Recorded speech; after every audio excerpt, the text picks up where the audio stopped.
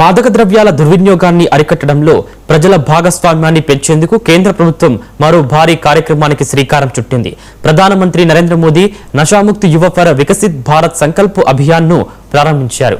యువత మాదక ద్రవ్యాలకు దూరంగా ఉండటమే కాకుండా సమాజంలో అవగాహన కల్పించే మార్పుల రాయబారులుగా మారాలని ఆయన పిలుపునిచ్చారు.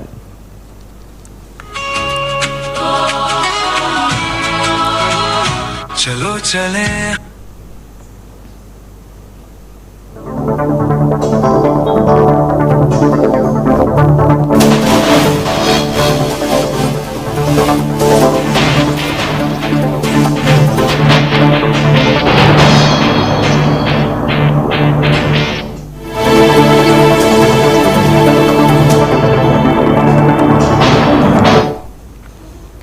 దేశం వికసిత్ భారత్ గా మారాలని లక్ష్యంగా పెట్టుకున్న తరుణంలో మన యువత శారీరకంగా మానసికంగా ఆరోగ్యంగా ఉండటం, ఆత్మవిశ్వాసంతో ఉప్పొంగిపోవడం, మాదక ద్రవ్యాలనే ప్రాణాంతక అలవాటుకు శాశ్వతంగా దూరంగా ఉండటం అత్యవసరమని ప్రధాని మోదీ అభిప్రాయపడ్డారు.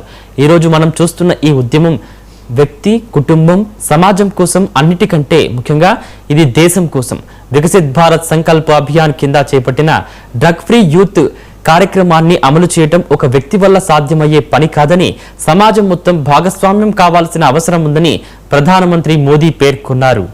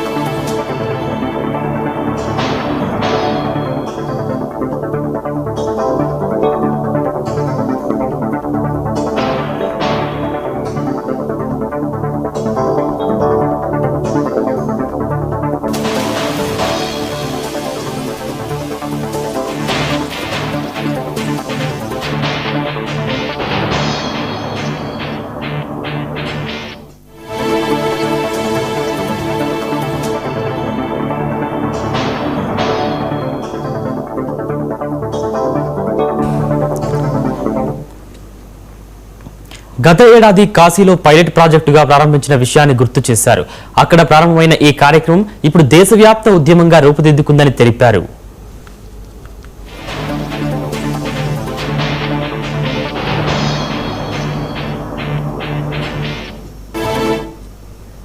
ఇందులో 125కు పైగా ఆధ్యాత్మిక సంస్థలు, పలు సామాజిక సంస్థలు, స్వచ్ఛంద సంస్థలు భాగస్వాములయ్యాయని ఆయన వెల్లడించారు. ఇది కేవలం వ్యక్తుల కోసమే కాకుండా కుటుంబాలు, సమాజం మరియు దేశం కోసం కూడా చేపట్టిన ఉద్యమమని అన్నారు. దేశవ్యాప్తంగా లక్షలాది మంది యువత మాదక ద్రవ్యాలకు దూరంగా ఉంటామని, తమ పాఠశాలలు, కళాశాలలు సమాజంలో అవగాహన కల్పిస్తామని ప్రతిజ్ఞ చేశారని వెల్లడించారు.